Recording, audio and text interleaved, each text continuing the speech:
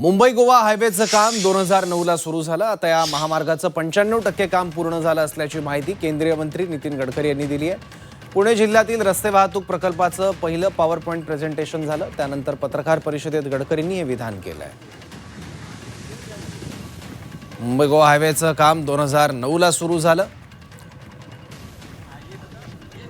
आणि पर्यावरणीय दृष्ट्या हा सगळा संवेदनशील मार्ग आहे। कोकण फार संवेदनशील असल्याचं नितीन गडकरींनी म्हटलं आहे। पुणे गोवा हे पास्ट आहे।